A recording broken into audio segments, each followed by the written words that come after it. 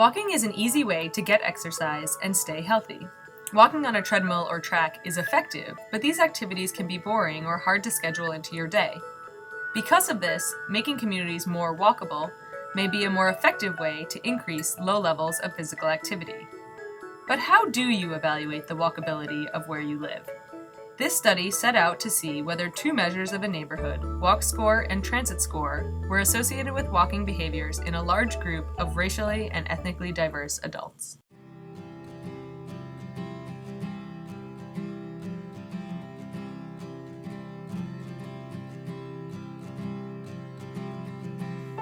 Walkability studies often use measures of urban design, land use patterns, and the transportation system to characterize the built environment.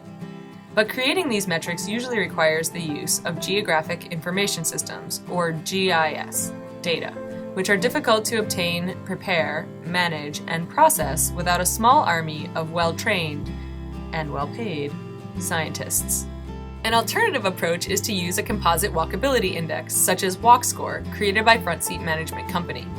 WalkScore measures the built environment's ability to support walking by finding the distance between a given address and common destinations someone would want to walk to.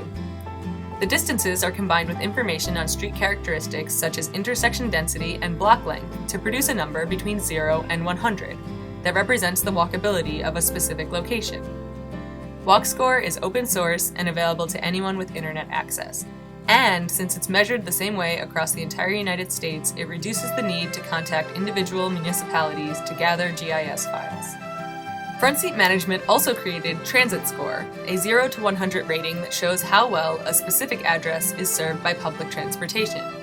This score combines how close a transit stop is to an address with the type of transportation it is and how often it comes. This paper uses information from 4,552 adults aged 53 to 94 who participated in the Multi-Ethnic Study of Atherosclerosis, a cohort study of individuals who have been followed since 2000 when they had no signs of clinical cardiovascular disease. These participants originally lived in 6 cities across the United States, although a number of them have moved around since the beginning of the study. Walk scores and transit scores were obtained for each participant's home address from 2010 to 2012. Participants reported their minutes per week of walking to get places, such as a bus stop, their car, their workplace, or the store. We called this transport walking. They also reported their walking for leisure, pleasure, social reasons, during work breaks, and with the dog. We called this leisure walking.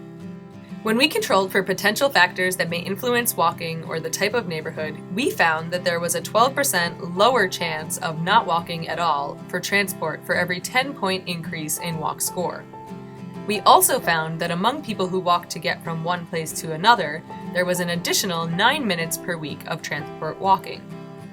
In other words, the walkability of a neighborhood was associated with whether our participants walked at all for transport and how much they walked for transport if they walked. Transport walking was also higher with each category of walk score.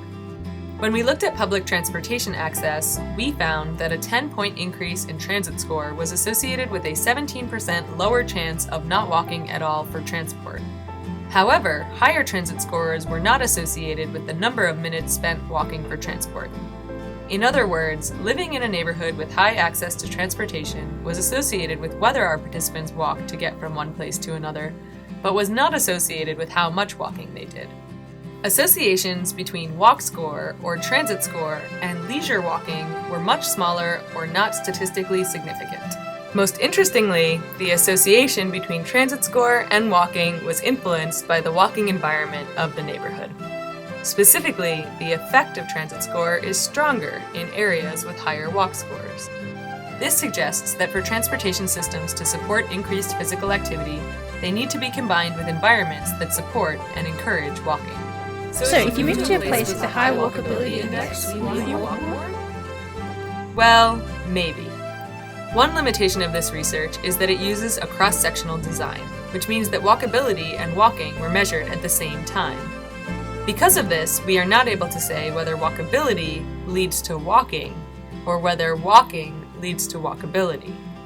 In other words, some people may choose to live in a more walkable location because they like to walk. This study is significant because few studies have investigated whether walk score is actually associated with walking or physical activity, and no study has looked at the influence of transit score. Of the studies that have been carried out, most were small and had limited generalizability to the average American adult. The associations we observed are also stronger than in many previous studies. This is likely because walk score is a composite measure that captures multiple features of the environment in one number. This study helps us to estimate just how influential the built environment may be by investigating the cumulative association of many features that encourage walking. But ultimately, each element of the score is influenced by multiple processes and stakeholders, making it challenging to draw out specific policy implications. In summary, higher walk score and transit score were associated with whether participants walked and how much they walked in a large, multi-city and multi-ethnic sample. Results were stronger for transport than for leisure, which makes sense based on how the walk score was created. Walk score may be useful for planners, public health advocates, or community organizations who seek to characterize the built environment without the time, money, or skills necessary to create GIS-based measures.